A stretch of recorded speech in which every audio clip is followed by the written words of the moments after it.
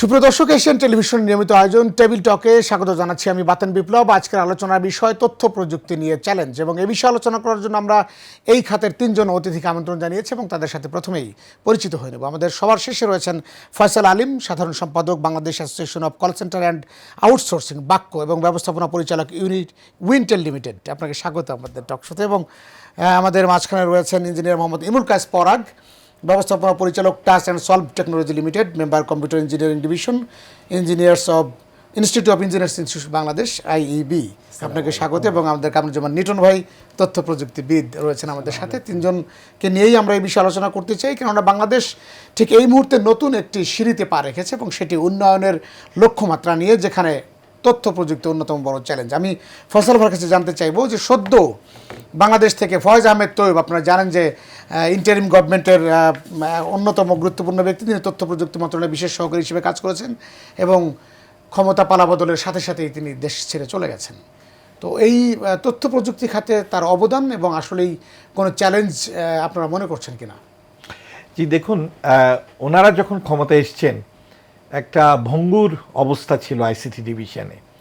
ICT division একটা দুর্নীতির আখড়ায় পরিণত হয়েছিল বিগত সরকারের আমলে।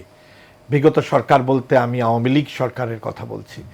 তারপরে যখন ফয়েজ তয়েব সাহেবরা এটাকে গ্রহণ করলেন, তখন একটা এই ভঙ্গুর আইসিটি ডিভিশনকে ওনারা তুলে ধরার চেষ্টা করেছেন নানানভাবে। প্রত্যেকেরই কাজের সফলতা যেভাবে থাকে এবং সেইভাবে বিপরীতেও কিছু ভূমিকা থাকে। তবে আমি মনে করি যে তত্ত্বাবধায়ক বা অন্তর্বর্তীকালীন সরকারের সময় আইসিটি ডিভিশন থেকে চেষ্টা করা হয়েছিল নানানভাবে কাজ করার জন্য, একটা সঠিক আইসিটি পলিসি দেওয়ার জন্য ওনারা চেষ্টা করেছিলেন। তো স্বাভাবিকভাবে এই এত অল্প সময়ের ভিতরে হয়তো ওনারা শেষ করতে পারেননি। এবং আমি মনে করি যে চ্যালেঞ্জগুলো ওই সময় ছিল, সেই চ্যালেঞ্জগুলোকে ওভারকাম করে একটা সুন্দর আইসিটি পলিসি বাংলাদেশের মানুষের কাছে দেওয়ার জন্য যে সময়টা, সেই সময়টা ব্যাপক ছিল না, খুব লিমিটেড টাইম ছিল। এই দৃষ্টিভঙ্গিকে সামনে রেখে আমি মনে করি অন্তর্বর্তীকালীন সরকারের আমলে, ফয়েজ তাইয়েবের আমলে যেগুলো কাজ হয়েছে, এইগুলো কাজ আমাদের আশার সঞ্চার করেছে। অন্যদিকে বর্তমান সরকার একটা ব্যাপক এই আইসিটি সেক্টরের ডেভেলপমেন্ট নিয়ে এগিয়ে এসছে। এবং আপনারা দেখে থাকবেন এই সরকারের যে ম্যানিফেস্টো, পলিটিক্যাল ম্যানিফেস্টো যেটা ঘোষণা করা হয়েছে, এই ম্যানিফেস্টোতে কিন্তু উল্লেখ করা আছে যে আইসিটিতে ব্যাপক সংস্কার করা হবে। সুতরাং আমি মনে করি বিগত অন্তর্বর্তীকালীন সরকারের যে কর্মসূচিগুলো তারা এগিয়ে নিয়ে গেছেন, সেটার ধারাবাহিকতা তো আছেই। এর পাশাপাশি আইসিটি সেক্টরে বর্তমান সরকারের আমলে আমরা একটা বৈপ্লবিক অবস্থা দেখতে পাবো ইনশাল্লাহ। সেটা যদি মোটা দাগে আপনার কাছে জানতে চাই যে আসলে কি কি ক্ষেত্রে আমরা আইসিটির যে সমস্যাগুলো আমরা ফিল করছি, সেখান থেকে আসলে কোন কোন জায়গায় আপনারা প্রথমে হাত দেবেন বলে মনে করছেন? দুটো দিকে আমাদের প্রাইম মিনিস্টার উল্লেখ করেছেন উনি, যে একটা হলো আউটসোর্সিংয়ের উপরে উনি জোর দেবেন প্রচণ্ডভাবে, স্কিল ডেভেলপমেন্ট অ্যান্ড আউটসোর্সিং। এবং স্কিল ডেভেলপমেন্টের ক্ষেত্রে বাংলাদেশে যেভাবে অতীতে স্কিল ডেভেলপমেন্টের নামে হাজার হাজার টাকা, কোটি কোটি টাকা লোপট করা হয়েছিল, সেইটা থেকে বেরিয়ে এসে রিয়েল স্কিল ডেভেলপমেন্টে বর্তমান সরকার হাত দেবে। এবং একই সাথে আউটসোর্সিংয়ের উপরে আমরা জোর দেব। আউটসোর্সিংয়ের মার্কেট বাংলাদেশে হিউজ মার্কেট, এখন $1 বিলিয়ন মার্কেট আমরা বলে থাকি। তো এইটাকে আমরা আগামী 5 বছরের ভিতরে চেষ্টা করব $10 বিলিয়ন নিয়ে যাওয়ার জন্য। এবং এটার স্কোপ আছে, বর্তমান সরকারের সদিচ্ছাও আছে বলে আমি বিশ্বাস করি। আমাদের প্রধানমন্ত্রী এটা নিয়ে অনেকভাবে কাজ করছেন। ইতিমধ্যে উনি এই তথ্য প্রযুক্তিকে একটা প্রায়োরিটি সেক্টর বলে চিহ্নিত করে উনি মন্ত্রীর পাশাপাশি আপনি একজন অ্যাডভাইজারও নিয়োগ করেছেন। তার মানে এটা সদিচ্ছার প্রমাণ বহন করে যে আমাদের বর্তমান প্রধানমন্ত্রী তারেক রহমান সাহেব, উনি এই তথ্য প্রযুক্তি ক্ষেত্রে, বিশেষ করে আমি যেটা বলছি আউটসোর্সিংয়ের ক্ষেত্রে এবং স্কিল ডেভেলপমেন্টের ক্ষেত্রে আপনারা ব্যাপক পদক্ষেপ খুব শীঘ্রই দেখতে পাবেন। ধন্যবাদ ফয়সাল ভাই আপনাকে। আমরা একটু পরাগ ভাই আপনার কাছে যেতে চাই। আমরা জেনে এর আগের সরকারে আমরা দেখেছি যে আসলে একেবারে গ্রামের তৃণমূল বা নদী ভাঙন কবলিত এলাকার যে স্কুল কলেজ সেখানে কম্পিউটার বা ল্যাপটপ পৌঁছানোর একটা প্রকল্প তারা হাতে নিয়েছিল, এবং এখন আমরা মাঠ পর্যায়ে রিপোর্ট করলে দেখতে পাই যে সেই কম্পিউটারগুলো অনেকটা অচল, এবং ওই কম্পিউটার যে পরিচালিত করবে সেই দক্ষ ব্যক্তিটিও আমাদের নেই। তো এই জায়গা থেকে আসলে বাংলাদেশকে উত্তরণের ক্ষেত্রে আমরা দেখেছি যে ব্যক্তি পর্যায়ে অনেকেই আউটসোর্সিং করছে, যেটি সরকারি পৃষ্ঠপোষকতা নেই, কিন্তু যেমন কন্টেন্ট ক্রিয়েট যারা করছে তারা এক ধরনের আউটসোর্সিং করছে, যারা বিদেশের যে বায়ারদের সাথে কাজ করছে তারা কিন্তু আলাদাভাবে সরকারের কোনো ধরনের অনুমোদন ছাড়াই কাজ করছে। এগুলোকে অর্গানাইজ করার ক্ষেত্রে আসলে আপনাদের কোনো পরামর্শ রয়েছে কিনা? জি, ধন্যবাদ বাতন বিপুল ভাই, ধন্যবাদ এশিয়ান টিভির সম্মানিত দর্শক শ্রোতা যারা আমাদেরকে শুনছেন। আসলে আমি আমার বড় ভাই ফয়সাল ভাইয়ের সুর ধরে যেটা বলবো আর কি, আপনি যে উদ্যোগগুলো ইতিপূর্বে গ্রহণ করা হয়েছিল মর্মে উল্লেখ করলেন এতক্ষণ ধরে, আওয়ামী সরকারের সময়ে যে উদ্যোগগুলো গ্রহণ করা হয়েছিল আসলে কিছু ছিল, মানে এই প্রকল্পগুলোর কিছু ছিল কসমেটিক প্রকল্পের মতো আর কি, যে বাইরে থেকে দেখতে অনেক সুন্দর দেখা যাবে, এবং এই প্রকল্পগুলোর নামকরণ যদি আপনি দেখবেন একদম নামকরণ থেকে শুরু করে নাম দেখলেই শরীরে একটা শিহরণ জাগে যে আরে একটা তো বড় ধরনের কোনো পরিবর্তন হবে। ভাই তো দেখেছেন আমাদেরকে, এবং আমরা একসাথেই কাজ করেছি ইন্টারিম গভর্নমেন্টের এই সময়টাতে। ইন্টারিম গভর্নমেন্ট যে সংস্কারের চেষ্টা করেছে আইসিটি খাতে, আমরা সহযোদ্ধা একসাথেই কাজ করেছি।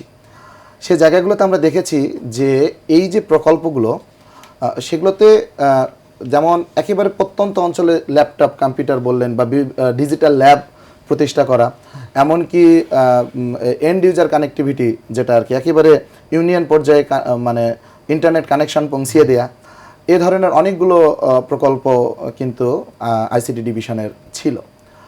প্রবলেম ছিল সেটা হচ্ছে যে আসলে এগুলোকে সঠিকভাবে বাস্তবায়ন করা এবং সঠিকভাবে বুঝে নেওয়া, যেমন সরকারের পক্ষ থেকে কিংবা ডিভিশনের পক্ষ থেকে যেমন এগুলোকে সঠিকভাবে বুঝে নেওয়ার কোনো ব্যবস্থা ছিল না, তেমনি আপনি যেমনটি উল্লেখ করলেন যে দক্ষ ম্যান পাওয়ার তৈরি করা বা দক্ষ যারা এগুলো পরিচালনা করবেন সেই ধরনের ম্যান পাওয়ার তৈরি করা সেদিকেও কিন্তু নজর ছিল না। আলটিমেটলি কী হয়েছে, আলটিমেটলি আমাদের ঋণের বোঝা বেড়েছে। এই প্রকল্পগুলো কিন্তু আমাদের অনেকটা বিদেশি ঋণও আছে, ঠিক আছে, আমাদের ঋণের পরিমাণ বেড়েছে, এই মানে লাখ লাখ কোটি কোটি টাকা লোপাট হয়েছে, দিন শেষে কোনো কাজ হয়নি।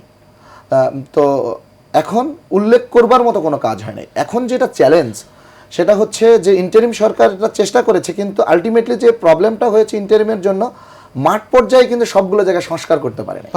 তো সঙ্গত কারণে এগুলোর সাথে যাদের ফিনান্সিয়াল কানেক্টিভিটি ছিল, যারা ফিনান্সিয়ালি এখান থেকে বেনিফিশিয়ারি ছিল, তারা কিন্তু এই জায়গাগুলোকে ঠিকঠাক মতো কাজকর্ম করতে দেয় নাই। আমি একদম মাঠে থেকে বলছি, যেহেতু আইসিটি ডিভিশনের সংস্কারের সাথে ওতপ্রোতভাবে জড়িত ছিলাম পার্সোনালি আমি বা আমরা বেশ কিছু, এগুলো প্রমাণও আপনারা পেয়েছেন, এগুলো আমাদের কাছে আছে। তো সে জায়গা থেকে এখন বিষয়টা হলো ফয়সাল ভাই যেমন বলছিলেন যে বর্তমান সরকার মানে দক্ষ ম্যান পাওয়ার তৈরির ক্ষেত্রে বা স্কিল্ড ম্যান পাওয়ার তৈরির ক্ষেত্রে আমাদের স্টুডেন্টদের থেকে শুরু করে অন্যান্য জায়গাগুলোতে যদি আমরা এই স্কিল ম্যান পাওয়ারগুলো তৈরি করতে পারি, সেটা রুট লেভেলে হোক না, ফ্রিল্যান্সিং করবার জন্য তো আমার সেই পঞ্চগড়ের যে ভাই আছে সেও করতে পারবে, টেকনাপের যে আছে সেও করতে পারছে, তার জন্য তো কোনো কিছু প্রয়োজন হচ্ছে না। এবং আপনি জানেন গভর্নমেন্টের একটা এখন এই যে আইসিটি ডিভিশনের একটা প্রজেক্ট আছে ইডিসির একটা কম্পোনেন্ট আছে সেট সেন্টার। তো এগুলো ইউনিয়ন পরিষদ দুঃখিত উপজেলা পরিষদ যে কমপ্লেক্সগুলো আছে কমপ্লেক্সের উপরে একটা করে ফ্লোর তারা রেডি করেছে, যে সেই থানায় কেউ যদি আসে, কেউ যদি ফ্রিল্যান্সিং করে, তারা আসবে, তার একটা ল্যাপটপ থাকলো অথবা থাকলো না, ওখানে অ্যারেঞ্জমেন্ট থাকবে, আসবে, প্লাগ অ্যান্ড প্লে কাজ করে সে তার মতো করে চলে যাবে। মানে ডিজাইনটা খুব সুন্দর, কিন্তু এগুলোকে যদি প্রপার বাস্তবায়ন করা যায় তাহলে হয়তো বা আরও ভালো হবে। সরকারের আরও অনেকগুলো প্রজেক্ট আছে, যেমন এস প্রজেক্টের মাধ্যমে ছাত্রছাত্রীদেরকে কিছু অংশ, তারপরে কর্মকর্তা কর্মচারীদের কিছু অংশ, ইনফ্যাক্ট গভর্নমেন্টের 9 গ্রেড অ্যান্ড অ্যাবভ অফিসারদের কে ট্রেন করবার জন্য কিন্তু তাদের কম্পোনেন্ট আছে, ঠিক আছে। এগুলো যদি প্রপার ব্যবহার এখন করা হয় এবং নতুন সরকার যে একটা উন্নত বাংলাদেশ গড়বার প্রত্যয়ে যে সরকার যাত্রা শুরু করেছে, আমরা যদি সহযোগিতা করতে পারি এবং তাহলে আমাদের এগুলো তখন বাস্তবায়ন করা সম্ভব। ধন্যবাদ পরাগ ভাই। আমি একটু কামরুজ্জামান নিউটন ভাই আপনার কাছে যেতে চাই। আপনি শুনছিলেন যে আসলে সম্ভাবনা রয়েছে বাংলাদেশে। তবে আমরা যেটি দেখেছি, এখন যদি কেউ উদ্যোক্তা হয়, ধরেন কেউ আউটসোর্সিং করতে চায় কিংবা তথ্য প্রযুক্তিতে আসলে নিজের উৎকর্ষ সাধন করতে চায়, সেই জায়গায় আসলে বাংলাদেশের সরকার থেকে কী কী ধরনের সে প্রণোদনা বা সহযোগিতা পেতে পারে? দেখেন, আপনি যখন উদ্যোক্তা বা বলবেন, এটা নিশ্চয়ই ধরেন একজন বা দুজনের ফ্রিল্যান্সিং বা সেটা না। হ্যাঁ, উদ্যোক্তা মানে হচ্ছে আমার ইজ অফ ডুইং বিজনেস, এই এনভায়রনমেন্টটা ঠিকমতো থাকতে হবে, এবং আদার পলিসি, সেটা আমি কর বলি বা আদার যেসব সাপোর্টগুলো গভর্নমেন্টের কাছে থাকা দরকার, সেগুলো অনেকগুলো নিয়ে আমরা কথা বলতে পারি। বাট আমরা যখন স্পেসিফিক্যালি আইসিটি নিয়ে কথা বলবো, যেমন আপনার প্রথমে যে এটা এসেছিল, যেমন আমিও নিজেও একজন উদ্যোক্তা, আমার চ্যালেঞ্জটা কি? চ্যালেঞ্জটা হচ্ছে যে আমরা লোকাল কাজ করি বা বাইরের কাজ করি, একটা কাজ নিতে গেলে তো এটা একটা কম্পিটিশনের মধ্য দিয়ে আসতে হয়, সেটাকে একটা প্রসেসের মধ্যে দিয়ে আসতে হয়। এখন আইসিটি খাতে যেটা হয়ে গেছে যে সরকারের সাথে আপনি যখন কাজ করবেন একজন উদ্যোক্তা হিসেবে, তখন একটা আইসিটি সার্ভিসকে অন্যান্য খাতের প্রকিউরমেন্ট যেভাবে হয়, আইসিটি প্রকিউরমেন্টটাকেও সরকার সেভাবে নিয়ে নিয়েছে। মানে ধরেন একটা ডিম প্রকিউর করার যে পলিসি, একটা আইসিটি খাতের কোনো একটা সার্ভিস নেওয়ার পলিসিটা অলমোস্ট সেম, কিন্তু আইসিটি খাত এরকম হওয়ার কথা না। আইসিটি খাত হচ্ছে, আমরা এটাকে বলি হচ্ছে জ্ঞান ভিত্তিক একটা ইন্ডাস্ট্রি। হ্যাঁ, সো জ্ঞান ভিত্তিক ইন্ডাস্ট্রিতে আমার যে প্রকিউরমেন্ট পলিসি, এটাতে একটা বড় ধরনের রিভ্যাম্প করা দরকার। দেখেন, আমরা ধরেন গত অলমোস্ট 1.5 বছরে অনেক সংস্কার হয়েছে। হ্যাঁ, সেটা হয়তো তার আগের যে সরকার, সেই সরকারের আমলে নিয়ে অনেকগুলো প্রজেক্ট নিয়ে অনেকগুলো বিতর্কিত প্রজেক্ট আছে, অনেকগুলো কথা হয়েছে, কিন্তু যে সংস্কারটা আসলে দরকার ছিল, কারণ এর সাথে আমার উদ্যোক্তাদের, আপনার প্রশ্নের সাথে একটা লিঙ্ক আছে, যে সংস্কারটা প্রয়োজন ছিল সেটা আসলে আমরা কতটুকু করতে পেরেছি? যদি করতে না পারি, তাহলে আগামী সরকার আসলে খুব বেশি করতে পারবে না। কয়েকটা এক্সাম্পল। প্রথমে হচ্ছে, আমাদের অনেক দিন ধরে যেমন মানব সম্পদ উন্নয়নের নামে আমরা বিভিন্ন ডোনার কাছ থেকে আমরা টাকা নেই, লোন নেই, কিন্তু এই যে মানব সম্পদ উন্নয়ন, এই উন্নয়নের সাথে শুধুমাত্র যাকে আমি ট্রেনিং দেবো সে কিন্তু জড়িত না, তার সাথে জড়িত হচ্ছে আমার ট্রেনার গ্রুপটা। আমাদের ধরেন, আমি কয়েকটা প্রজেক্টের নাম বলি, যেমন ধরেন এসিআইপি, সেটা আইসিটি ডিভিশন আন্ডারে না, কিন্তু এসিআইপি একটা প্রজেক্ট আছে যেটা ফাইন্যান্স ডিভিশন থেকে ফান্ডিং করা, এডিবি ফান্ডেড ছিল। এরপর আইসিটি ডিভিশনে আপনি হাইটেক পার্ক বলেন, আপনি এলআইসিটি বলেন, এলআইসিটি থেকে এজ হয়তো পরবর্তীতে গিয়ে টাইগার হবে, এরকম অনেকগুলো প্রজেক্ট আছে। এইসব প্রজেক্টগুলোতে যারা ফান্ডিং করার সময় এমনভাবে একটা প্রসেস ডিফাইন করে দেয়, যেই ডিফাইনে এই দেশ সবসময় লোন নিয়েই এই কাজগুলো করবে। উদাহরণ হচ্ছে, মানে অটোমেটিক ওটা সেট করা থাকে, কারণ হচ্ছে দেখেন, এই যে এতগুলো ফান্ডিং হয়েছে, আমাদের কি এখন পর্যন্ত কোনো অ্যাসেস করার মতো অ্যাসেসর বডি হয়েছে? হয় নাই। আমাদের ইন্ডাস্ট্রিতে যারা ট্রেনিং দেয়, ট্রেনারদের ওই কোয়ালিটি এরকম কি হয়েছে? হয় নাই। একই ট্রেনিং কেউ বলে 3000 টাকায় করবে, কেউ বলে 500 টাকায় করবে। এটা কিন্তু ট্রেনিংয়ের মানটা, কারণ ওইটার উদ্দেশ্যই ছিল, কি উদ্দেশ্য ছিল যে আমি এত হাজার লোককে ট্রেনিং দিব, এত টাকা আমি বরাদ্দ করলাম, তাদের অ্যাটেন্ডেন্স নিয়ে নিলাম, তাদেরকে দেখিয়ে দিলাম, ট্রেন্ড আপ হয়ে গেল। এই ঘটনার যদি আমরা ওই পলিসি এবং ওই জায়গায় যদি চেঞ্জটা না করি, শুধুমাত্র মানব সম্পদ উন্নয়নের ক্ষেত্রে, এটার সাথে আমি অ্যাজ উদ্যোক্তা কোথায় প্রবলেম ফেস করি? দেখেন, সরকার কিন্তু, আমি প্রাইভেট সেক্টর, মানে ধরেন যেমন এসিআইপির মডেলটা ছিল, সে অ্যাসোসিয়েশনগুলোকে ফান্ডিং করতো, তার আন্ডারে হচ্ছে আমাদের ছিল যে আমরা রেডি প্রোডাক্ট পাবো। রেডি প্রোডাক্ট মানে হচ্ছে, আমার যদি কোনো একজন প্রোগ্রামার পাইথনে অথবা কোনো একজন প্রোগ্রামার কোনো একটা স্পেসিফিক টেকনোলজির প্রয়োজন হয়, সেটা পাওয়ার কথা, কিন্তু এত শত কোটি টাকার আপনার ট্রেনিং হওয়ার পরেও আমি মনে করি আমার ভাই যারা আছেন, আমরা কিন্তু রেডি কোনো প্রোডাক্ট পাবো না। না পাওয়ার যে রুট কজটা, এই রুট কজটা যতক্ষণ আমরা আইডেন্টিফাই না করব, এই সরকারের আমলে আসলে সেই ঘটনাই ঘটবে, ভালো কিছু হবে না। এখন আমাদের এই রুট কজগুলো ফাইন্ডিং করার উদ্দেশ্যটা হচ্ছে যে, ট্রেনিং মানে শুধু একজন ট্রেনার, যদি আমার ট্রেনিং দিতে হয়, ট্রেনি কখনো ডিরেক্টলি টাকা পাবে না। ট্রেনি তখনই টাকা হবে যখন তার এমপ্লয়মেন্ট আমাদের হয়েছে। আমরা অনেক কোম্পানি আছি, এমপ্লয়মেন্ট দেখিয়েছি, 6 মাসের এমপ্লয়মেন্ট হয়েছে। কি প্রাইভেট কোম্পানি নাকি সরকারি? এটা মিলে ঝুলে, এই মিলে ঝুলে একটা প্রসেস হয়ে গেছে, এই প্রসেসটাকে আমাদের ভাঙতে হবে। এবং এটা কি প্রসেস বলতে সিন্ডিকেট বুঝাচ্ছেন কিনা? না, সিন্ডিকেট না, এটা হচ্ছে মানে পার্ট অফ দ্য সিস্টেম। যেমন আপনার কেপিআই কি চিন্তা করে? কেপিআই হচ্ছে আপনার টাকাটা ডিসবার্স হয়েছে কিনা, ট্রেনিং কোয়ালিটি হয়েছে কিনা, এটা না, টাকাটা ডিসবার্স হয়েছে কিনা। যেমন আমাদের এটা কি দায়িত্বশীল আচরণ হয় কিনা? না, অবশ্যই হয় না। যেমন ধরেন, ফাউন্ডেশন নামে একটা ছিল, কোর্স ছিল, 20,000 আমরা ট্রেনিং দিলাম। টপ আপ নামে একটা কোর্স ছিল, 10,000 আমরা ট্রেনিং দিলাম। তাদের এটা ছিল যে এত বছরের মধ্যে আমার এতজন ট্রেন আপ হয়ে গেছে, অ্যাটেন্ডেন্স আমরা ট্রেনিং দিয়ে দিলাম। এটাই ছিল প্রসেস। এই প্রসেসে আপনি কোয়ালিটি পাবেন না। কেউ ট্রেন্ড হলো কিনা, মানে রুট লেভেলে গিয়ে কোনো ধরনের তদন্ত নেই। ওইটা তদন্ত থাকলেও সেটা কাগজে কলমে। এই যে পুরো বডিতে, যেমন হ্যাঁ ঠিক আছে, 1.5 বছরে অনেক কিছু চেষ্টা করেছে, কিন্তু এটা আসলে এই পুরো জিনিসটা তো 1.5 বছরে, যেটা ধরেন গত 20-25 বছরে হয়ে আসছে। এখন ধরেন, এই পলিসিটা কারা করেছে? এটা কি ইন্ডাস্ট্রি করেছে? এই পলিসির সাথে এই যে ডকুমেন্টগুলো যখন হয়, তখন কিন্তু এগুলোর সাথে কখনো ইন্ডাস্ট্রি সম্পৃক্ত ছিল না।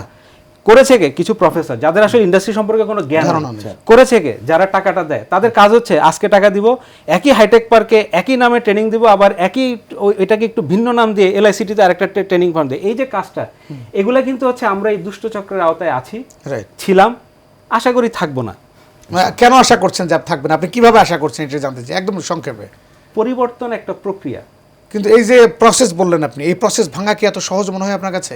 এটা আমার যদি পলিসি লেভেল থেকে যারা এটাকে লিডারশিপটা দিবে, লিডারশিপ যদি ওই জায়গাটায়, যেমন ধরেন আমাদের 5ই আগস্টের আগে এবং 5ই আগস্টের পরে, হ্যাঁ 5ই আগস্টের আগে আমরা যারা সরকারের সাথে কাজ করতাম, হ্যাঁ আমিও কাজ করতাম, তবে আমার যে ইয়েটা ছিল যে ধরেন হ্যাঁ ঢালাওভাবে আমরা হয়তো বলে এসেছি যে 100 কোটি টাকা লুটপাট হয়েছে, হ্যাঁ আমার নামেও 100 কোটি টাকার ইয়ে আছে, থাকতে পারে, কিন্তু সেটা যখন দেওয়া যাবে, আর এই কোম্পানি তো 20 কোটি টাকা আর্ন করেনি, এটা হচ্ছে ঢালাওভাবে। যেমন ধরেন আজকে সকালে একটা নিউজ দেখলাম তৈয়ব সাহেবের নামে যে উনি 100 কোটি টাকা লোপাট করে নিয়ে গেছে, এটাও এরকম 100 কোটি টাকার মতো একটা গল্প। অনেক সময় তিলকে তাল বানানো হয় এটা। কিন্তু উনি যে কাজটা করেছেন, বা এই উনি বলবো না, মানে ওনার টিম যে কাজটা করেছে, একটা উদ্যোগ নিয়েছে। উদ্যোগটা কি? সেটা হচ্ছে ওনারা কিছু পলিসি তৈরি করেছেন।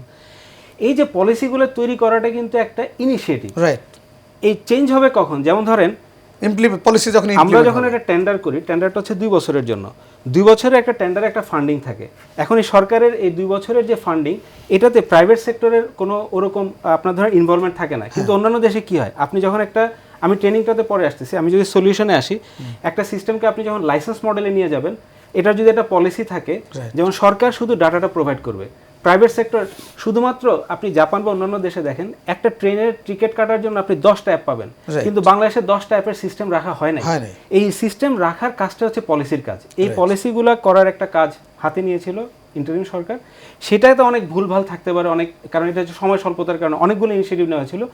এই সরকার এই পলিসির জায়গাটা হাত দিবে, প্রাইভেট সেক্টরকে এখানে মোর কীভাবে ইনভলভ করা যায়, রাদার দেন ফান্ডিং মানে লোন না নিয়ে এখানকার ব্যক্তি উদ্যোগে কীভাবে কাজ না যায়, ওই পলিসিগুলো হাতে নিলে কিন্তু আপনার এই জিনিসগুলো এমনিতেই চেঞ্জ হয়ে যায়। যেতে চাই ফয়সাল আলিম ভাই আপনার কাছে। আপনি বাক্য পরিচালনা করছেন, অর্থাৎ আপনার Bangladesh association of call centre and outsourcing, সেখানে আসলে কি সম্ভাবনা দেখছেন আপনি? এই আউটসোর্সিং কিন্তু আমরা শুনছি যে আসলে বিপুল সম্ভাবনা যখন তৈরি হয়েছে তথ্য প্রযুক্তিতে, তখন সরকারি বেসরকারি সব জায়গায় আউটসোর্সিং শব্দটি অনেক জনপ্রিয়, কিন্তু বাস্তবে এত বেশি বেকার বাংলাদেশে, এখনও লক্ষ লক্ষ বেকার, তাহলে আমাদের সম্ভাবনা কোথায়? দেখেন, আউটসোর্সিং বিগত সময়ে যে ধরনের সরকারি সাপোর্ট দরকার ছিল, এই ধরনের সরকারি সাপোর্ট ছিল না। আউটসোর্সিংয়ের আমরা একটা আপনার একটা পোর্টাল পর্যন্ত অতীতে করতে পারিনি। যে আউটসোর্সিং যারা করে তারা একটা পোর্টালে ঢুকে ন্যূনতম ধারণা নেবে, কোনো কাজ থাকলে সে কাজগুলোকে আপলোড করা থাকবে, সেই কাজগুলো তারা পারবে কিনা তারা যোগাযোগ করবে, এই সংক্রান্ত কিছু ছিল না। এই অন্তর্বর্তীকালীন সরকারের সময় এই ধরনের একটা চেষ্টা হয়েছিল, একটা পোর্টাল তৈরি করা হয়েছিল, কিন্তু পোর্টালটা সত্যি কথা বলতে এটা পোর্টাল বলা চলে না। আমরা অলরেডি, আমি ফয়াজ তাইয়েব সাহেবকে পার্সোনালি বলেছি যে পোর্টালটা, উনি বলেছেন যে এটা ওনারা আপগ্রেড করার জন্য কাজ করবেন। তখন যখন এটা করেছিলেন, এটাও প্রায় মাস 2-1 হয়ে গেল এই পোর্টাল লঞ্চ হয়েছিল আউটসোর্সিংয়ের ক্ষেত্রে। এছাড়াও আমাদের জানা মতে প্রায় 2.5 লক্ষ অ্যাক্টিভ আউটসোর্সিংয়ের কাজের সাথে জড়িত বাংলাদেশে। আমি বিগত 1 বছর আগে যখন আমি টেক ওভার করি as a general secretary of বাক্য, আমি চেষ্টা করেছিলাম এজিএমের মাধ্যমে যে এই টোটাল আউটসোর্সিং ইন্ডাস্ট্রিটাকে আউটসোর্সিং অ্যাসোসিয়েশনের আওতায় আনা হোক। তো আমরা তো অনেক কিছু বুঝি না, আমরা বাংলাদেশিরা সাধারণত এজিএম এর ভিতর অনেক আপত্তি দেওয়া শুরু করলো যে এই যারা কোম্পানিগুলো আছে তাদের জন্য মারাত্মক ক্ষতির কারণ হয়ে দাঁড়াবে যদি ইন্ডিভিজুয়াল আউটসোর্সিং যারা করে তাদেরকে একটা আমব্রেলাতে আনা হয়। তো তখন আমার এই প্রস্তাবনা পুরোপুরি পাস হয়নি। না হওয়ার ফলে আমরা এটাকে কি চেয়েছিলাম, আমরা চেয়েছিলাম বাংলাদেশের সমস্ত আউটসোর্সিং যারা করে থাকে তারা একটা আমব্রেলা আসুক। কি আমব্রেলা? একটা অ্যাসোসিয়েশন আওতাধীনে আসুক, এদের যে বেনিফিটগুলো অল্টারনেটিভ টু ট্রেড লাইসেন্স তাদের জন্য আছে, এটা করে নিয়ে তাদের ব্যাংক ফ্যাসিলিটিসের সুবিধা, তাদের বাংলাদেশ ব্যাংকের যে ইনসেন্টিভগুলো যেটা পাওয়া হয়, এই পাওয়ারগুলোর সুবিধা, এই সুবিধার একটা প্যাকেজ যেন একটা অ্যাসোসিয়েশন থেকে আসে, এই দৃষ্টিভঙ্গির সামনে রেখে আমার প্রস্তাবনা ছিল। তবে আমি আশা করি খুব শীঘ্রই বাক্য তারা এই বাংলাদেশে আউটসোর্সিংয়ের সাথে যারা জড়িত তাদেরকে একটা এফিলিয়েটেড মেম্বারশিপ দিয়ে বাক্যর ফ্যামিলিতে তারা অন্তর্ভুক্তির মাধ্যমে যে অ্যাডভান্টেজগুলো তারা পেতে পারে সরকারের থেকে, যেমন আমি আগেও বললাম যেটা আপনাকে, যে বর্তমান সরকার, আপনারা কি এটা কি বেসরকারিভাবে করছেন? এটা বেসরকারি, আমরা অ্যাসোসিয়েশন থেকে করছি, যে বাক্যর নিজেদের একদম নিজেদের উদ্যোগে। এবং এইটা যেটা আমাদের বর্তমান প্রাইম মিনিস্টার তারেক রহমান সাহেব ইতিমধ্যে উল্লেখ করেছেন বিভিন্ন সময়, যে আউটসোর্সিং এর উপর উনি জোর দেবেন, এবং সেই দৃষ্টিভঙ্গিতে এই আউটসোর্সিং যারা করে থাকেন তারা যদি একটা আমব্রেলাতে আসেন, সরকারের সুবিধাগুলো আমরা এই অ্যাসোসিয়েশনের মাধ্যমে তাদের কাছে পৌঁছতে পারবো। সরকারের সুবিধাটা কি? তারেক রহমান সাহেব ইতিমধ্যে ঘোষণা দিয়েছেন ইন্টারনেট ফ্যাসিলিটিসকে একটা সার্টেন টাইমের জন্য ফ্রি করে দেবেন। রাইট, এটা একটা বিরাট সুবিধা একদম। আমরা এখানে ভ্যালু অ্যাড করছি ওনার সাথে, যেটা হলো এটাকে বলে data off loading. Data off loading এর মাধ্যমে গ্রাম পর্যায়ে আমরা ফ্রি ইন্টারনেট প্রোভাইড করতে পারবো একটা সার্টেন সময়।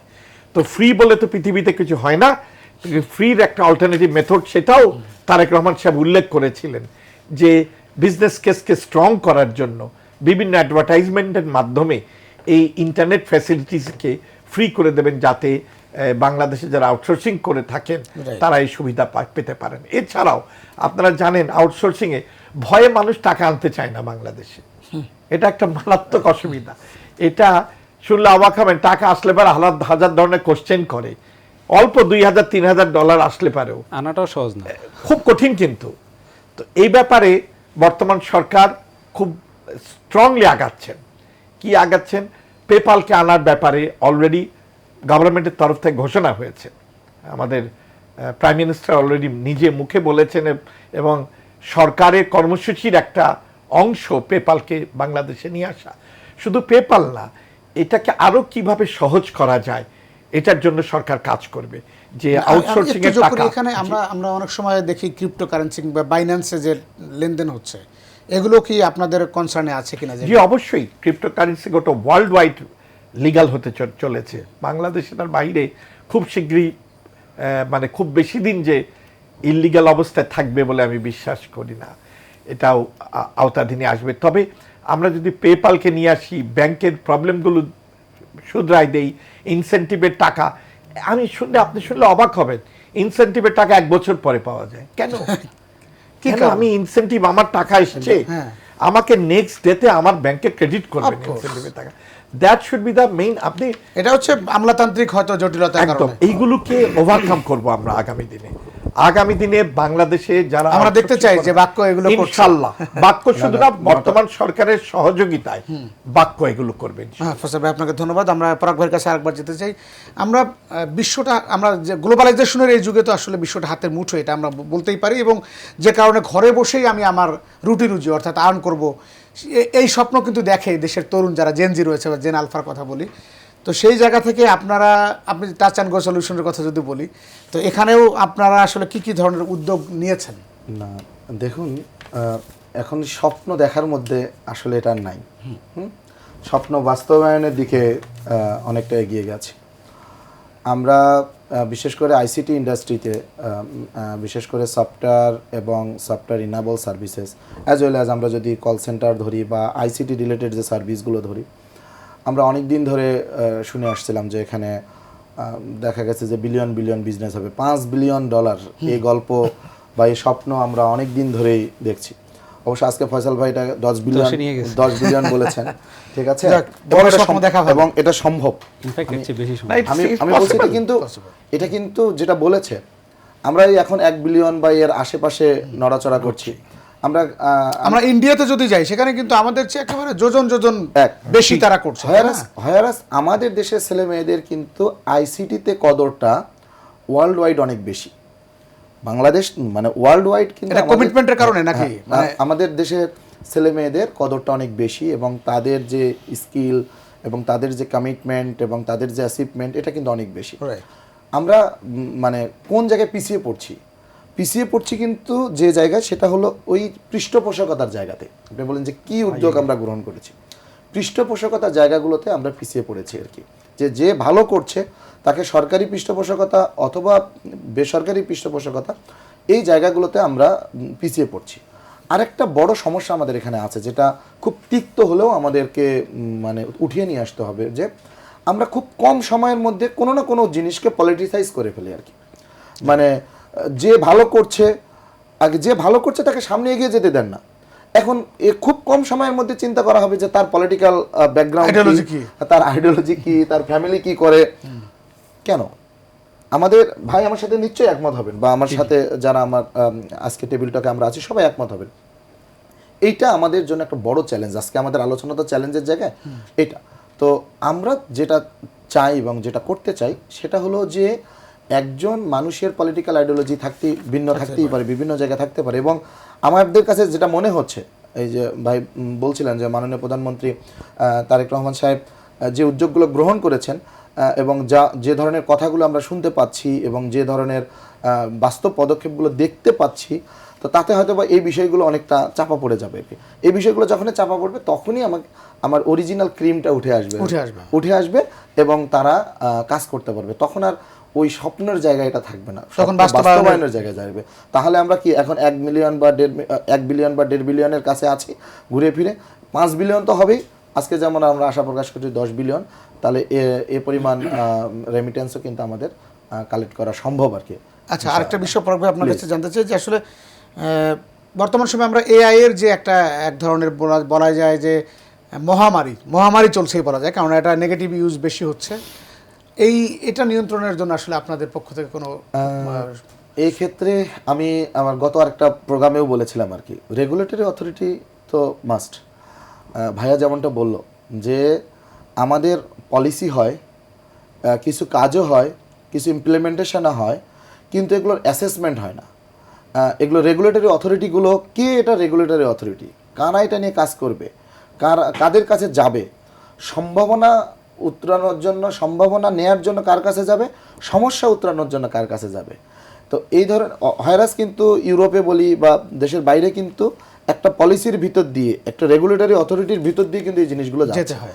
এখন আমাদের এখানে হয় কি, অন্যরা যখন 3G শুরু করেছে আমরা তখন এজে ছিলাম বা 2Gতে ছিলাম, অন্যরা যখন এখন 5G পার করে গেছে আমরা এখনো 5G আসলে আক্ষরিক করতে ওইভাবে শুরু করতে পারিনি। তাহলে আমাদের মতো এই যে মানে এখন তো স্বল্পোন্নত বলা যাবে না, এখন তো আমরা উন্নয়নশীল দেশ বা উন্নত দেশের কাতারে যেতে চলেছি আর কি। আমাদের সমস্যা হচ্ছে অন্যরা যখন এগুলো পিছনে ফেলে সামনে এগিয়ে যায়, আমাদের কাছে এসে তখন এটা শুরু হয়। এআই এর ঘটনাটা ঠিক তেমনই। হ্যাঁ, তো এই জন্য রেগুলেটরি অথরিটি লাগবে, এর জন্য প্রপার পলিসি লাগবে, রেগুলেটরি অথরিটি লাগবে। তাহলে যে মহামারীর কথাটা বলছি, এটা তো একটা ব্লেজিং টুলস, তাই না? এটা তো আমার জন্য আশীর্বাদ, এবং এটা তো আমাদের জন্য আমার কাজ কত কমিয়ে দিয়েছে না, কত কমিয়ে দিয়েছে। তাহলে এটাকে যদি আমরা প্রপার ব্যবহার করতে পারি, আসলে ঘটনা হলো যে গ্লাসের কি দোষ, কারণ আমি গ্লাসে কোন তরল ঢালবো সেটা হচ্ছে বিষয়, যে গ্লাসে। ধন্যবাদ পরাগ ভাই আপনাকে। আমরা একটু নিউটন ভাই আপনার কাছে এই এআই নিয়ে জানতে চাই। তার আগে একটু আপনাকে বলবো যে স্মরণ করিয়ে দিতে চাই যে ইন্টারনেট বন্ধ করে দিয়ে, মানে এক প্রকার বাঙালিকে বোকা বানানোর চেষ্টা করা হয়েছিল। আমরা দেখেছি যে ভিপিএন সহ নানা ধরনের প্রযুক্তি ব্যবহার করে এই প্রজন্ম সেটিকে উতরে গিয়ে আমরা দেখেছি আন্দোলনে কিন্তু তারা সরব ছিল। এ কারণেই এটি উল্লেখ করা যে বাংলাদেশে এখন এআই এর যে ধরনের ব্যবহার চলছে, ঠিক এর পাশাপাশি আমরা দেখছি যে প্রযুক্তিকে আসলে আশীর্বাদ হিসেবে নেয়ার যে বাঙালির মনোমানসিকতা, সেটিকে গভর্নমেন্ট আরও বেশি এগিয়ে দিতে পারে কিনা, এবং সেটি কিভাবে কি পলিসি এই সরকার, নতুন সরকার নিতে পারে যে যাতে করে আবার ইন্টারনেট বন্ধ করার পর্যায়ে না যেতে হয়, এবং নিরবিচ্ছিন্নভাবে মানুষকে এগিয়ে নেওয়ার যে প্রত্যয় সেটি যাতে এই সরকার করতে পারে। কি পরামর্শ আপনার পক্ষ থেকে আমরা একটু চাই।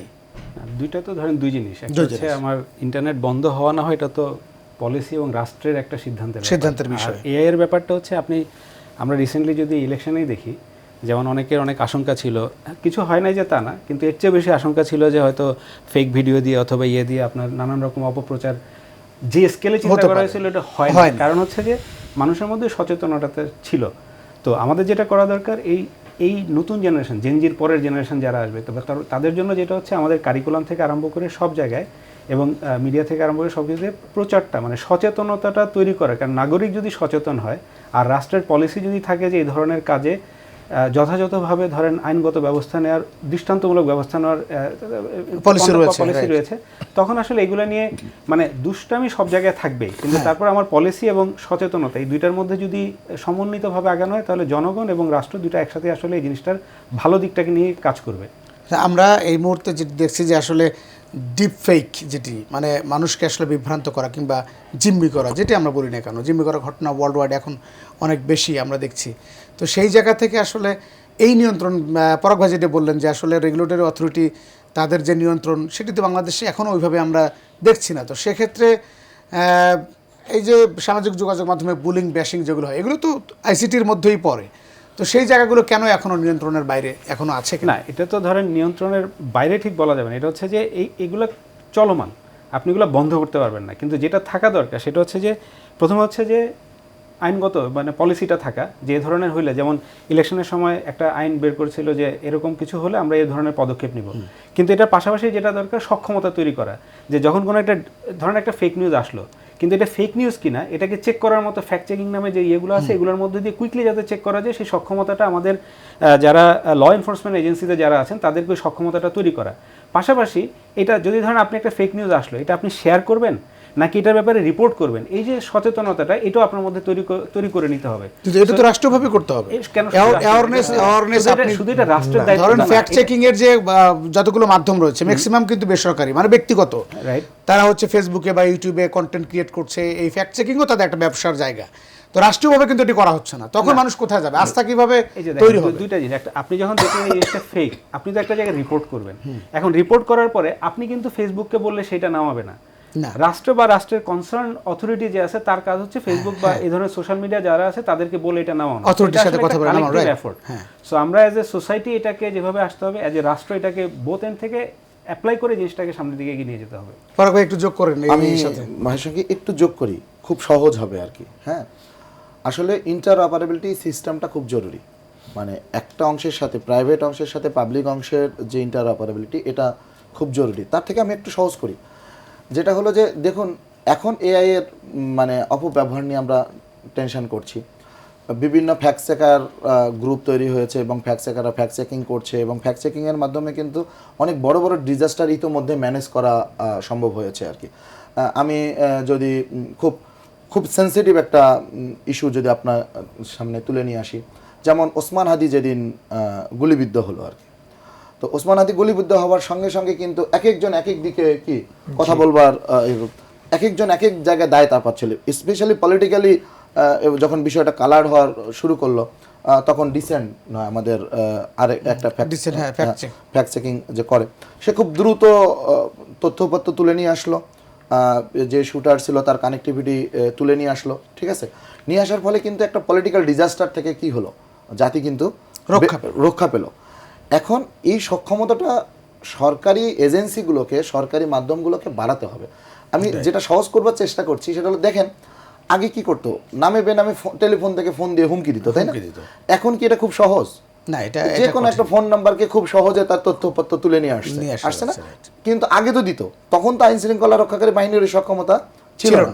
আচ্ছা, আমরা যদি এখন লোকেশন ট্র্যাকিং এর কথা বলি আর কি, কোথায় আছে, কোন জায়গায় আছে, কোথা থেকে কথা বলছে, এটা কি এখন আইন শৃঙ্খলা রক্ষাকারী বাহিনীর কাছে অনেক সহজ ইস্যু না? সহজ। আমি কিন্তু কিছুক্ষণ আগে ওটাই বলছিলাম আর কি, যে আমরা সক্ষমতাটা অর্জন করি ঠিকই, কিন্তু অনেক দেরিতে।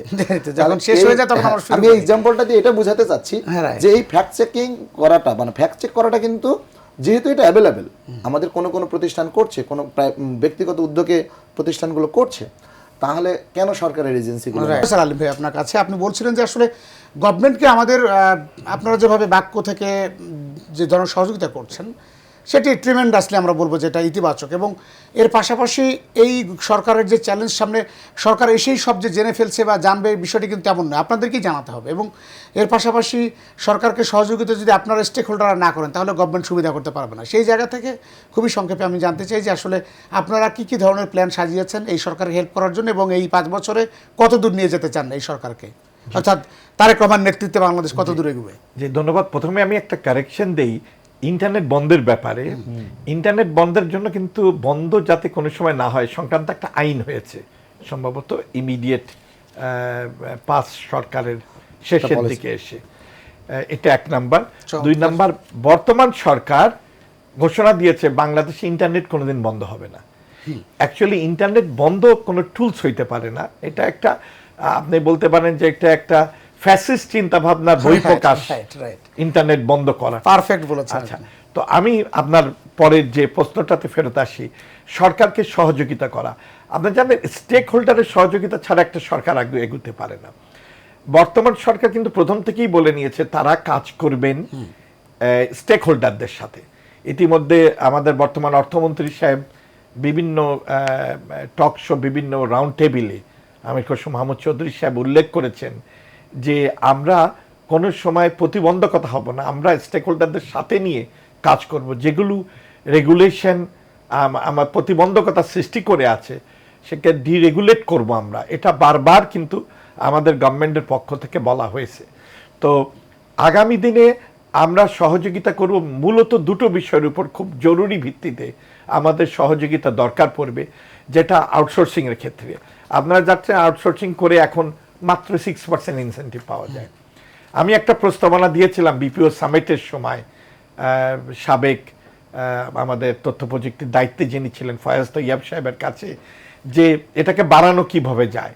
তো উনি বিপিও সামিটে একটা ঘোষণা দিয়েছিলেন যে যারা এআই বেসড আউটসোর্সিং করবে তাদের জন্য ইনসেন্টিভ হবে 10%। তো আমি মনে করি এটা খুব ভালো একটা জিনিস। তা আমি মনে করি বাংলাদেশের তথ্য প্রযুক্তির ক্ষেত্রে ইনসেন্টিভটা 6% থেকে বাড়িয়ে 10% করা উচিত ইমিডিয়েটলি। তো এইটাতে এই যে এই কথাগুলোকে আমরা সরকারের কাছে তুলে ধরছি যে ইনসেন্টিভ শুড বি 10%। তারপরে আপনি দেখেন বিপিওর ক্ষেত্রে, আউটসোর্সিং এর ক্ষেত্রে কোনো ভিলেজ নাই। আমরা এই সরকারের কাছে দাবি করতে যাচ্ছি খুব শীঘ্রই যে আমাদেরকে বিপিও ভিলেজ করে দেওয়া হোক। বিগত সরকারের ফয়েজ তৈয়ব সাহেবের কাছেও আমরা এটা অ্যাপিল করেছিলাম। উনি বলেছিলেন তেজগাঁতে একটা জায়গা আছে, এই জায়গাটা আপনাদেরকে আমরা বিপিও ভিলেজের জন্য দেব। বিপিও ভিলেজ একটা এসেনশিয়াল। বিভিন্ন দেশে দেখবেন বিপিও ভিলেজ আছে। বিপিওটাকে একটা থ্রাস্ট সেক্টর বলে অভিহিত করা হয় বিভিন্ন দেশে, ফিলিপিনের মতো জায়গাতে, ইন্ডিয়ার মতো জায়গাতে। ইন্ডিয়াতে কিন্তু এইরকম আপনার ভিলেজ বিভিন্ন শহরে প্রান্তে আছে। তো আমরা এটার উপরে জোর দিতে বলবো গভর্নমেন্টকে আমরা রিয়েল স্কিল ট্রেনিং, আমার ভাই যেটা বলেছেন একদম সত্যি কিছু কথা উনি তুলে ধরেছেন প্রথমে। এই কথাগুলোকে যদি কেউ 2-3 বার শোনে, এইটার ভিতরে কিন্তু অনেক কিছু পাওয়া যাবে। যেমন স্কিল ট্রেনিং এর ক্ষেত্রে আমরা অতীতে কি করেছি আপনি শুনলে অবাক হবেন। এজ প্রোগ্রাম বলে একটা প্রোগ্রাম ছিল, কিছু গভর্নমেন্ট অফিসিয়ালদের নিয়ে ঘুরিয়ে বেড়ানো হতো, প্যারিস ট্যুর। আমার কাছে নজির আছে, এবং একই ব্যক্তি বারবার ট্রেনিং করতে, এরকম ঘটনা আমরা দেখেছি। একদম আমার কাছে মুখস্থ, মানে ওরা পুঁজি ছাড়া রুজি এক প্রকার। আমি ওই 10 জনই মুখে মুখে বারবার একদম, আমি হোয়াইট পেপার তৈরি করা আছে আমাদের পার্টির জন্য, যে কোনো কারণে আমরা দিতে পারিনি অতীতে। তো যা হোক, আপনার এই ট্রেনিং প্রোগ্রামগুলো সিপ প্রোগ্রাম এখন সিসিপ হয়েছে, নতুন নামকরণ হয়েছে। বাট ঘটনাটা হলো যে যেহেতু ওয়ার্ল্ড ব্যাংক ফান্ডিং প্রজেক্ট, গভর্নমেন্টের থ্রু দিয়ে প্রজেক্টটা, গভর্নমেন্টের কিন্তু একটা বডি আছে, সিসিপের একটা বিশাল অফিস স্কাটনে, এবং তারা মোটামুটি কাজ করেন।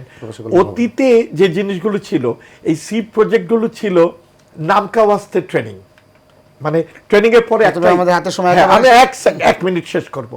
আপনার কন্ডিশন ছিল ট্রেনিং এর পরে আপনাকে জবে ঢুকাতে হবে, 70% জবে নিতে হবে। তো এইগুলোর কিন্তু ছিল ঠিকই না, কাগজে কলমে ছিল, হ্যাঁ কাগজ, এগুলো এক্সিকিউশন ছিল না।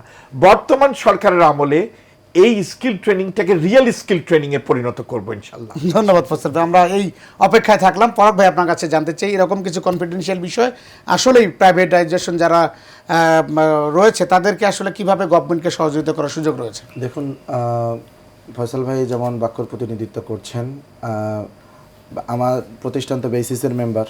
ইনফ্যাক্ট ইন্টারিম গভর্নমেন্টের শুরুতে বেসিসের যে অ্যাসোসিয়েট কমিটি হয়, কমিটিরও মেম্বার অ্যাডমিন ছিলাম আমি। তো বেসিস কিন্তু এই আইসিটি খাতে একটা গুরুত্বপূর্ণ স্টেক হোল্ডার হিসেবে ভূমিকা রাখছে। বাক্য, বেসিস, এই মানে এই অর্গানাইজেশনগুলো কিন্তু সরকারের মানে পলিসিগুলোকে মানে কি বাস্তবায়ন করবার ক্ষেত্রে গুরু দায়িত্ব পালন করছে বা গুরুত্বপূর্ণ দায়িত্ব পালন করছে। আমি যেমন আমাদের বর্তমান অর্থমন্ত্রীর কথা বললেন আমাদের ফয়সাল ভাই, আমরা যখন এই ইন্টারিম গভর্নমেন্টের শুরুতে এই যে বেসিসের কার্যক্রম যখন অনেকটা থমকে গেল, কিভাবে শুরু হবে চালু হবে, আমির খুরশিদ মাহমুদ চৌধুরী সাহেব, ইনফ্যাক্ট আমাদের বিএনপি মহাসচিব সাহেব, আমাদের যে স্থানীয় সরকার মন্ত্রী মির্জা ফখরুল সাহেব সহ ওনারা কিন্তু ওই সময়েই মনে করেছিলেন, যেহেতু আমরা ওই সময় ফিল্ডে ছিলাম, কাজ করেছি, ওই সময় মনে করেছিলেন যে না, আসলে এই প্রতিষ্ঠানগুলো যদি কাজ না করতে পারে, এই প্রতিষ্ঠানের মেম্বারগুলো যদি কাজ না করতে পারে, তাহলে কিন্তু সরকার কাজ করতে পারবেন না। তো এখন তো তারা মন্ত্রণালয়ের দায়িত্ব পেয়েছেন, মন্ত্রিত্ব পেয়েছেন, ইভেন আমাদের অপটিমিস্টিক মাননীয় প্রধানমন্ত্রী তাকে সহযোগিতা করবার সুযোগ পেয়েছে। যদি এই স্টেক হোল্ডারগুলো এবং এই যে অর্গানাইজেশনগুলো, বেসিস বাক্যর মতো প্রতিষ্ঠানগুলোকে যদি সেইভাবে সুযোগ দেওয়া হয়, তাহলে যে চ্যালেঞ্জগুলোর কথা আমরা বলছি, চ্যালেঞ্জগুলো আমরা ওভারকাম করব ইনশাআল্লাহ। আমি ছোট্ট করে একটু, যেহেতু সময় নাই, আর একটু অ্যাড করতে চাই। আমরা কিন্তু যেমন স্কিল ম্যান পাওয়ার বা ট্রেনিং এগুলোর কথা বললাম, ঠিক একই সাথে যে আইসিটির যে কেনাকাটা, আইসিটি মানে কেনাকাটার যে পলিসির কথা ভাইয়া বললেন, যে একটা ডিম কেনারও পলিসি, যে আইসিটি প্রোডাক্ট কেনবারও পলিসি, এই জায়গাগুলোতে বাস আমার সর্বশেষ রিকমেন্ডেশন হচ্ছে যে যারা স্টেক হোল্ডার, যারা ইন্ডাস্ট্রিতে যারা কাজ করে, তাদেরকে নিয়ে আসেন, তাদের পরামর্শ নেন, তাদের পরামর্শ নিয়ে পলিসি তৈরি করেন। আমরা রাজি আছি সময় দেওয়ার জন্য, এই অনুযায়ী পলিসিটা ডেভেলপ করেন। মূলত দিন শেষে যারা এন্ড ইউজার, যারা বেনিফিশিয়ারি, তারা আসলে কি চায় এটা আমরা ভালো করে জানি, আমরা যারা ইন্ডাস্ট্রিতে আছি। আপনাকে অসংখ্য ধন্যবাদ। নিশ্চয়ই এটা সরকারের ঊর্ধ্বতন যারা রয়েছেন তারা আমলে নেবেন। এবং আমি নিউটন ভাইয়ের কাছে সবশেষ আমাদের একেবারে কমিউনিকেশনের কথা যদি বলি, একেবারে পুওর কমিউনিকেশনে বাংলাদেশের মানুষ কন্টেন্ট ক্রিয়েট করে। আমি যদি বলি যে একেবারে মূর্খ যারা রয়েছে সমাজের, রাজমিস্ত্রি, রং মিস্ত্রি, একেবারে এরকম টাইপের লোকজন মাসে 15 লাখ, 20 লাখ, 40, 50 লাখ টাকা ইনকাম করছে। অন দ্য আদার হ্যান্ড, যেটি আসলে হওয়া উচিত ছিল, দক্ষতা, স্কিল্ড ম্যান পাওয়ার, যারা হচ্ছে বড় বড় ফাইল তৈরি করা, তৈরি করা, প্রজেক্ট তৈরি করে বিদেশিদের কাছ থেকে ভালো ভালো কাজ করে দিবে, সেই জায়গায় কিন্তু আমরা অনেক পিছিয়ে। কম্পারেটিভ ইন্ডিয়ার কাছ থেকে কিন্তু আমরা দেখছি যে আইসিটিতে আমরা বহু গুণে পিছিয়ে। কেন এত পুয়ার কন্টেন্ট বাংলাদেশ থেকে যাচ্ছে? দেখেন, এগেন ওই লিটারেসি, আমার তো কন্টেন্ট এগুলো সব কিছুর সাথে আমাদের নিজেদের লিটারেসি একটা বড় অংশ জড়িত। এদেরকে দেখবেন কোনো না কোনোভাবে ট্রেনিং দেওয়া হয়েছে বা নিজে ট্রেনিং নিয়েছে, কিন্তু আপনি যেই সেগমেন্টের কথা বলছেন ওদেরকে হয়তো ওই ট্রেনিংয়ের আওতায় ছিল না, বাট হয়তো অন্যরা ট্রেনিংয়ের আওতায় ছিল। কিন্তু মানে মূল যে জায়গাটা সেটা হচ্ছে যে আমি বলবো যে লিটারেসির জায়গাটাকে যত ইমপ্রুভ করা যাবে, এবং তাদেরও ধরেন অনেক ক্ষেত্রে কাজ করতে গিয়ে অনেক ধরনের টুল বা সাপোর্টিং টুল প্রয়োজন হয়, সেটার অ্যাক্সেস হয়তো তাদের কাছে নাই, যে কারণে এরা অন্যদের চেয়ে পিছিয়ে আছে, আমরা অন্যদের চেয়ে পিছিয়ে আছি। তো এখান থেকে আসলে ঘুরে দাঁড়ানো আমরা দেখছি একবার ব্যাঙের ছাতার মতো পরিবেশটা নষ্ট হয়ে যাচ্ছে। এটা তো তথ্য প্রযুক্তির একটা, আমি বলবো, অবক্ষয়। সেই জায়গা থেকে তো বাঁচতে হবে বাংলাদেশিকে। মানে আমাদের ঘরের একজন বউ বা কারো, তারাও কিন্তু এভাবে দেখা যাচ্ছে প্রযুক্তি একটা নেতিবাচক দিকে চলে যাচ্ছে, সেখান থেকে তো ফেরাতে হবে তাদের। না, সেটা আপনি ফিরান, কিন্তু আমি যদি তথ্য প্রযুক্তি এবং এটা নিয়ে যদি বলি, আমি জানি না সময় কতক্ষণ আছে, একেবারে 1 মিনিট সময় আছে। 1 মিনিট যদি থাকে, মানে ধরেন ওইটা একদম রুট লেভেলে, কিন্তু আমাদের ধরেন মেইন স্ট্রিমে যারা, হ্যাঁ ওরাও ধরেন ওদের মতো করে একটা মেইন স্ট্রিম হয়তো হতে পারে, কিন্তু ধরেন বিজনেস কমিউনিটি, উদ্যোক্তা, হ্যাঁ বড় স্কেলে যারা আসলে এমপ্লয়মেন্ট ক্রিয়েট করে, ওরা কিন্তু এমপ্লয়মেন্ট ক্রিয়েট করছে না। সো আমরা যারা এমপ্লয়মেন্ট ক্রিয়েট করি, এমপ্লয়মেন্ট ক্রিয়েট করার সাথে জড়িত, আমি মনে করি আমাদের এই জায়গাটাতে ফোকাস দেওয়া প্রয়োজন। যেমন ফোকাস দেওয়া প্রয়োজন এরকমভাবে যে আমি যখন ব্যবসা করি, আমি আসলে ব্যবসা করি, হ্যাঁ, কিন্তু আমি যখন ওই আমলে ব্যবসা করতাম তখন আমি শুনতাম আমি হচ্ছে জামাত বিএনপির লোক। আমি যখন জামাত বিএনপি বা যখন ওই তারা চলে গেল, আমি হয়ে গেলাম ধরেন ফ্যাসিস্টের দোষ। এই যে ব্যবসা এবং পলিটিক্স, এই দুইটাকে একত্রিত করার আমাদের যে টেন্ডেন্সি, বিকলাঙ্গতা, এটা থেকে আসলে আমাদের একটু উত্তরণ দরকার। বিজনেসের জায়গায়, পলিটিক্সের জায়গায়। চমৎকার কথা বলেছেন। সেকেন্ড হচ্ছে আমরা as a business community, ICT industry হিসেবে আমাদের মূল জায়গাটা কিন্তু মেধা, আমাদের অ্যাসেট হলো মেধা। এটাকে ইনট্যাঞ্জিবল অ্যাসেট হিসেবে বাংলাদেশ ব্যাংকের কাছে কিভাবে এটাকে অন্যান্য ব্যাংকে এটাকে অ্যাসেট হিসেবে প্রপোজ করা যায়, এরকম একটা পলিসি আমাদের দাঁড় করানো উচিত। আমাদের, আমি আরেকটু সময় নেব, আমাদের উদ্ভাবনী জায়গাটা যেহেতু আমাদের প্রচুর রিসার্চ করতে হয়, রিসার্চের জন্য প্রপার চ্যানেলে ইউনিভার্সিটি থেকে পাশ করার পরে অথবা ইন্ডাস্ট্রিকে সম্পৃক্ত করে এটার জন্য একটা ফান্ড অ্যালোকেট করা উচিত। এবং এই সময় এসব ইউনিভার্সিটিগুলোতে কেন রিসার্চ হবে না, এটি তো আমার প্রশ্ন, আসলে এটার জন্য কেন কোনো হবে? ফান্ড অ্যালোকেট নাই, কিন্তু অন্যান্য দেশে কিন্তু ধরেন রিসার্চ R&W, ওরা রিসার্চ এন্ড আরে ডেভেলপমেন্ট right, right, আমি চায়নাতে দেখেছি সেটা। ডেভেলপমেন্টকে অনেক সময় ওরা D for W বলে, মানে ওরা জানে এটা ওয়েস্ট, কিন্তু তারপরও বাজেটের একটা বড় অংশ জিডিপির সেখানে একটা থাকে। 2.5% বা এর চেয়ে বেশি থাকে। এই জিনিসগুলো আমাদের আনা উচিত। যদিও বলা হচ্ছে হেলথে থাকবে, স্বাস্থ্যে থাকবে, কিন্তু রিসার্চের এরকম কোনো ডিক্লারেশন আমরা পাই না। এটা আমাদের এটা নিয়ে পাওয়া আমরা উচিত। অন্য কোনো দিন ইনশাআল্লাহ নিশ্চয়ই আলোচনা রিজন করব। ভাইয়ের সাথে যদি আপনি অ্যাড করতে পারেন 10 সেকেন্ড, সেটা দেখেন একজনের 10 তলা বাড়ি আছে ঢাকা শহরে, উনি এটা মর্টগেজ দিয়ে ব্যাংক থেকে লোন পাচ্ছে। কিন্তু আমি আমার তো 2 কোটি টাকার একটা সফটওয়্যারের মালিক আমি। ঠিক আছে, আপনাদের সবাইকে আমাদের সেটাকে দিতে দুঃখ পারছি প্রকাশ না। করছি, সময়ের কাছে আমরা আসলে বন্দী, আমাদের বিদায় নিতে হচ্ছে। প্রিয় দর্শক, অতিথিদের কাছ থেকে বিদায় নিচ্ছি, আপনাদের কাছ থেকে বিদায় নিতে হবে। আপনারা এই প্রোগ্রাম আগামীকাল একই সময় দেখার আমন্ত্রণ জানিয়ে শেষ করতে, সবাই ভালো থাকবেন, আল্লাহ হাফেজ।